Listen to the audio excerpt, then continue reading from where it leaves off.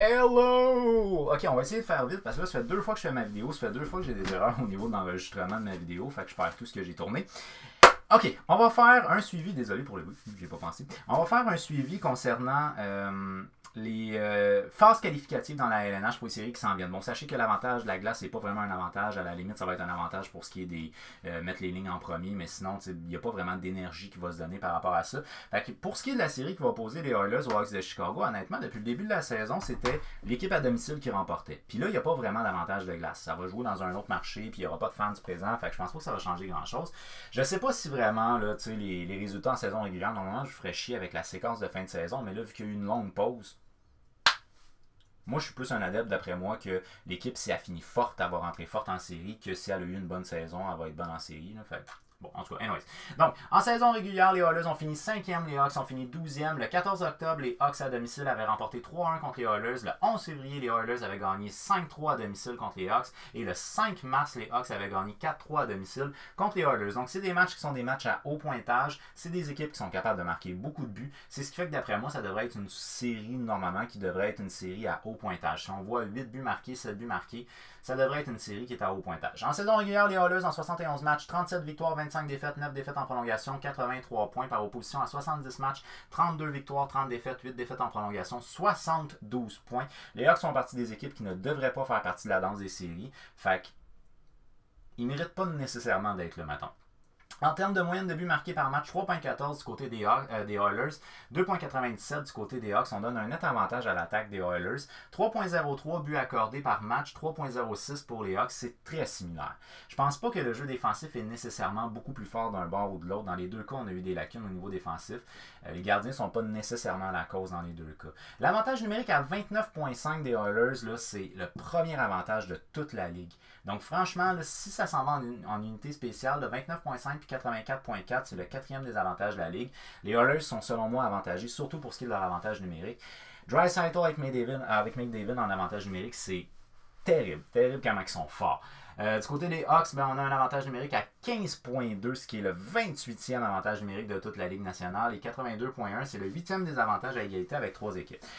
Pour ce qui est du top 5 des attaquants, je pense que le top 5 des attaquants va nous révéler que c'est pas très balancé du côté des Oilers. C'est peut-être plus balancé du côté des Hawks. Vous allez voir au niveau des différentiels plus-moins, c'est plus avantageux du côté des Hawks que du côté des Oilers. Ce qui laisse percevoir peut-être que les avants des Hawks sont plus responsables défensivement, mais l'équipe au complet ne joue pas très bien défensivement du côté des Oilers. C'est une équipe qui est tout le temps en mouvement et qui fait tout le temps de la pression offensive. Alors, Leon Draisaitl cette année, probablement d'ailleurs un contender, en tout cas, un gars qui va être nominé pour le Trophée Hart parce qu'il a connu une saison exceptionnelle, même en l'absence de McDavid. En 71 matchs, Leon Draisaitl, 43 buts, 67 assists, 110 points, moins 7.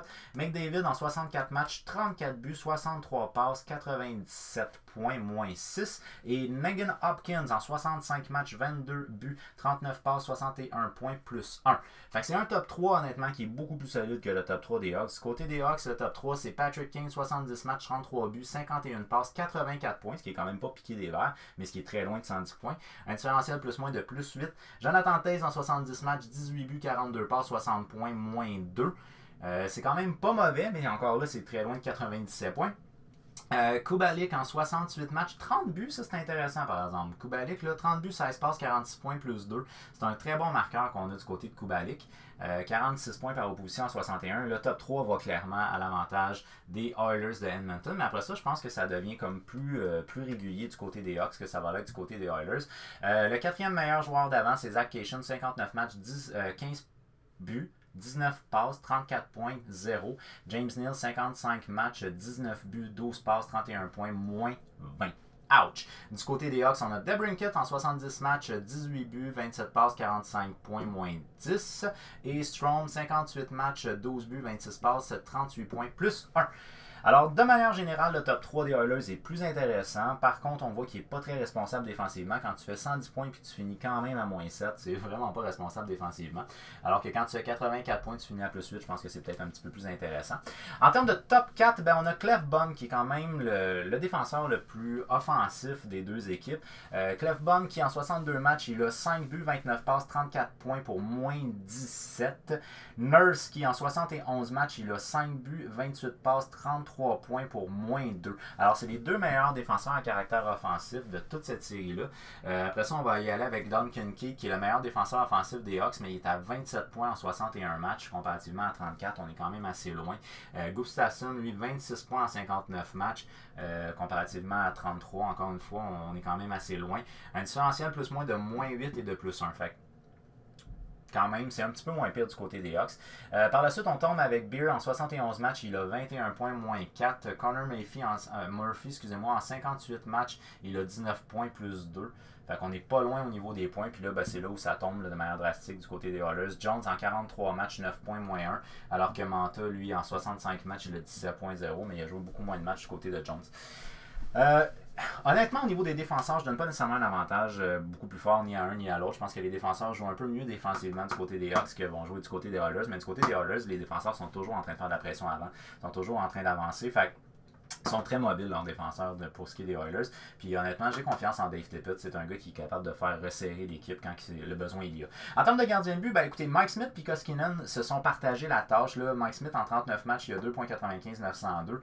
Koskinen en 38 matchs, 2,75, 917. C'est quand même pas mauvais. C'est pas excellent dans le cas de Mike Smith, 902. Mais Mike Smith, c'est un spark plug. C'est-à-dire que quand il est dans sa game, il motive toute l'équipe. C'est un gars qui est très vocal. Puis ça, c'est très bien. Avec des défenseurs mobiles, c'est très bien d'avoir un gars qui va être vocal. Donc, je suppose, ou du moins j'aimerais voir Mike Smith commencer la série. Si jamais ça devient compliqué, les Oilers voient beaucoup de choses en Koskinen. Fait que c'est sûr qu'à moyen long terme, ça serait intéressant de se faire goaler des games qui sont importantes. Mais je pense que pour commencer, dans un 3 de 5, je commencerai avec Mike Smith. Je ne sais pas quelle sera la décision des Oilers.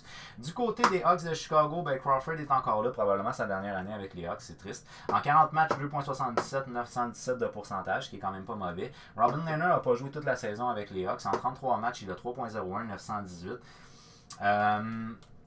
Je me dirais qu'on va probablement y aller avec celui qui va avoir le meilleur training camp dans leur cas, eux autres, que ce soit Lehner ou Crawford. Tandis que du côté des Oilers, j'aimerais ça voir Mike Smith. En termes de blessés, on a Nigard et Manta qui sont sur la liste officielle des blessés. Je ne sais pas exactement jusqu'à quand. Et du côté des Hawks, on a Seabrook, Dehan et Shaw. Alors, c'est ce qui fait que si j'avais à prévoir le résultat de cette équipe-là, de cette série-là, moi, j'irais avec un avantage, assurément pour ce qui est des unités spéciales, avantage notable pour les Oilers. À 5 contre 5, c'est jouable pour les Hawks. Les Hawks ont peut-être un style de jeu qui est un petit peu plus responsable défensivement, mais c'est pas des défensives exceptionnelles, ni d'un bord ni de l'autre. Alors, c'est ce qui fait qu'avec une attaque dévastatrice comme celle des Oilers, je donne l'avantage aux Oilers d'Edmonton pour remporter la série qui va les opposer aux Hawks de Chicago. Alors, quelle est votre opinion à vous sur le sujet? Quelle équipe d'après vous qui va gagner cette série-là? Faites-le moi savoir au travers des commentaires. Dites-moi aussi pourquoi. Alors, si jamais ça vous intéresse de continuer à avoir des overviews, ben, sachez que vous pouvez vous abonner à ma chaîne YouTube. Vous avez juste à activer la petite cloche pour savoir quand je vais mettre des prochaines vidéos en ligne. Et n'oubliez pas d'y faire un petit j'aime à la vidéo si jamais vous l'avez aimé. Alors, merci bien gros. Vous pouvez me suivre sur Instagram, HockeyFan514 aussi. Merci beaucoup d'avoir regardé la vidéo. On se dit à bientôt. Bye bye.